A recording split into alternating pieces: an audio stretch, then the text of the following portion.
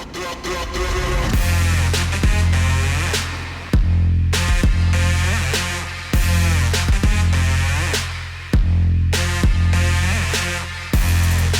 guys, welcome to Digit.in. Now a few days ago, we posted the review of the Mi Notebook 14 Horizon Edition, and in the comments there were some of you who wanted to know how the laptop would handle gaming. Now we didn't include gaming in that overall review because this is actually a more in-depth topic. So before we get into all of the details, make sure to hit the like and subscribe button on our channel, and there's also the bell icon which if you click on it, it ensures you don't miss any updates from us in the future. Let's begin. So the Mi Notebook 14 Horizon Edition, let's just quickly recap the specs. It's got an Intel Core i7-10510U processor. It's got the NVIDIA GeForce MX350 discrete graphics card, 8 gigs of RAM that's soldered onto the motherboard, cannot be upgraded.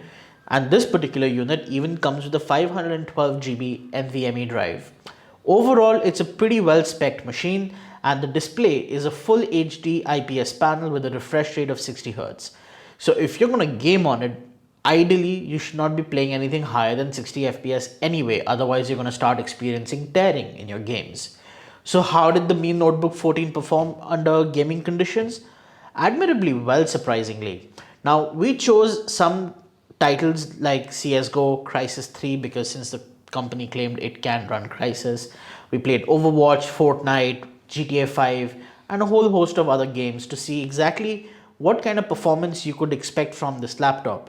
But this time around, we looked at it the other way around. We wanted to see at what settings could we get a 60 FPS stable frame rate. So when we fired up CSGO, we turned the graphics up to 1080p and the visual settings are set at high, and we managed to clock 74 FPS. So CSGO is a fairly light gaming title to begin with, but the machine delivers the frame rates. The only drawback or the only point that holds the experience back is the display's 60 Hz refresh rate. If you want to play CSGO, you'll have no trouble playing it at good frame rates at all. Moving on to Crysis 3, we managed to get a stable frame rate of 58 FPS average when the graphic settings were at 1080p with medium settings. Moving them on to high dropped the graphics to about 42 FPS, and pushing them to the lower side of course pushed it further up to 68. However, again, the screen is capped at 60 Hz refresh rate, so your medium settings are the best bet. Overwatch, surprisingly, with high graphics managed to run at 69 FPS, which means that if you turn the graphics even lower, you get higher frame rates, and if you could actually afford to turn them up higher if you wanted without sacrificing the visual quality. Now, Overwatch is a very interesting title because what we observed is that during most of the gaming experience, while the frame rates were averaging between 65 to 69 FPS, there were points in the game where we noticed stutter. And that happens when there is actually a lot going on the screen, especially when you're trying to defend your barge and then both the teams are attacking simultaneously, and it's just a huge mess. So there's that. Now if you're a fan of Fortnite, you're again in for a pleasant surprise. With the graphics again set to high resolution at 1080p, we clocked an average frame rate of 78 FPS. Now this is again very impressive, and if you turn it up even higher, the graphic settings that is, you can still play at up to 62 FPS without any issues. So overall, the experience of playing Fortnite as well was pretty solid. Last but not the least, we have GTA 5. Now GTA 5 is one of the most popular gaming titles that we've come across from comments and user feedback. So it was absolutely necessary that we test out GTA 5 on this machine. So how did we do it? In story mode, we had the resolution set again to 1080p and the visual quality set to normal.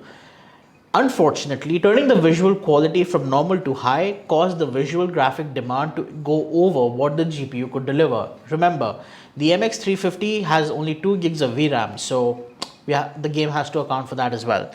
You won't be able to run it in high graphics, but yes, with everything turned to normal, you still get a very good and butter smooth gaming experience. Overall, gaming on the Mi Notebook 14 is actually pretty amazing. It's not competitive grade of course, but at the same time, if you're just casually gaming, you want to blow off some steam, this can handle most titles with ease, of course at average graphic settings. In terms of thermals though, this is an area where we've noticed some concerns. While the CPU and GPU don't throttle, there are parts of the machine that heat up unevenly. The left vents, where you have the most of the heat exhausting from, hits 48 degrees. The right side of the machine hits 59 degrees, and the top bar as well, hitting the same 59 to 60 degree mark. The WASD keys do remain cool at a relative 34 degrees, while the bottom of the machine is anywhere between 54 to 58 degrees. So have of that what you will.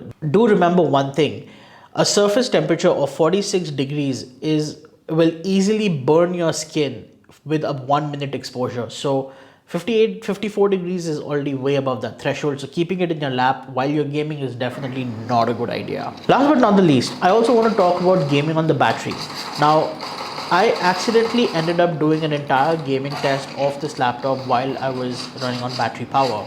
That's because, like many of us who plug in our phones to charge but forget to turn the charger on, I did the same thing. I forgot to switch on the charger, I was playing on battery. So here's the interesting part: when you're playing games on battery, the frame rates and the quality and the performance drops significantly.